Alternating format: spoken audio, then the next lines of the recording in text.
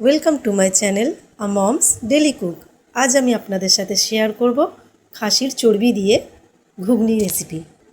রান্নাটার জন্য আমি মশলা নিয়ে নিয়েছি, কিছুটা ধনেপাতা কুচি, 1 চামচ গুঁড়ো হলুদ, পরিমাণ মতো লবণ, 1.5 চামচ গুঁড়ো গরম মশলা, অর্ধেক টমেটো কুচি, 1 চামচ রেড চিলি পাউডার, 2 চামচ গুঁড়ো লঙ্কা, একটা বড় সাইজের পেঁয়াজ কুচি, পরিমাণ মতো তেল, 1 চামচ গোলমরিচ গুঁড়ো, 4টে কাঁচা লঙ্কা, 1 চামচ গোটা জিরে, 1 টুকরো দারচিনি, 2টো এলাচ ও 4টে লবঙ্গ,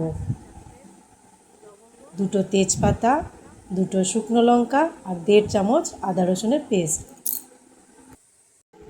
আর নিয়ে নিয়েছি 250 গ্রাম বুট, যেটা আমি 1 ঘন্টা জলে ভিজিয়ে রেখেছিলাম, কিছুটা খাসির চর্বি আর 3টে আলু। সবার প্রথম কুকারটা গরম করে নিয়ে তার মধ্যে দিয়ে দেবো ভিজিয়ে রাখা বুট, 3টে আলু, সামান্য পরিমাণ লবণ ও 1 গ্লাস জল দিয়ে কুকারের ঢাকা আটকে সেদ্ধ করে নেব। একটা সিটি পড়লে নামিয়ে নেব। এবার কড়াতে কিছুটা তেল গরম করে নিয়ে তার মধ্যে সেদ্ধ করে রাখা আলুগুলো এইভাবে পিস করে তার মধ্যে সামান্য পরিমাণ লবণ ও হলুদ দিয়ে ভেজে তুলে নেব।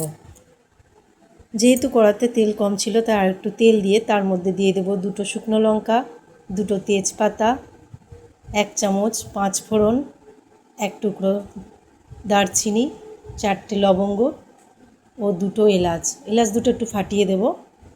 হালকা করে ভেজে নিয়ে ওর মধ্যে দিয়ে দেবো কেটে রাখা একটা বড় সাইজের পেঁয়াজ কুচি। পেঁয়াজটা একটু ভেজে নিয়ে ওর মধ্যে দিয়ে দেবো কুচানো টমেটো, আদা রসুনের পেস্ট। আদা রসুনের কাঁচা গন্ধটা চলে গেলে ওর মধ্যে দিয়ে দেবো 1/2 চামচ গুঁড়ো হলুদ, গুঁড়ো লঙ্কা ও রেড চিলি পাউডার ও সামান্য পরিমাণ লবণ। মশলাটা একটু কষিয়ে নিয়ে ওর মধ্যে দিয়ে দেবো খাসির চর্বি। চর্বির সাথে মশলাগুলো ভালো করে মিশিয়ে নিয়ে চাপা দিয়ে আমি 5 মিনিট লো ফ্লেমে রান্না করে নেব। মশলা থেকে তেল ছেড়ে দিলে ওর মধ্যে দিয়ে দেবো ভেজে রাখা আলু। এরপর দিয়ে দেবো গুঁড়ো গোলমরিচ, কাঁচা লঙ্কা ও সেদ্ধ করে রাখা বুট আর সামান্য পরিমাণ গরম জল।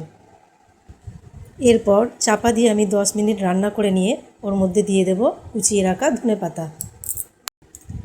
এরপর অল্প সর্ষের তেলের মধ্যে 1/2 চামচ আদা রসুনের পেস্ট ভালো করে ফুটিয়ে নিয়ে ওর মধ্যে দিয়ে চাপা দিয়ে আমি আরও 5 মিনিট রান্না করে নেব। সব শেষে ইন্ডাকশানটা অফ করে গুঁড়ো গরম মশলা মিশিয়ে নামিয়ে নেব। আশা করি আমার এই রেসিপিটা আপনাদের ভালো লেগেছে।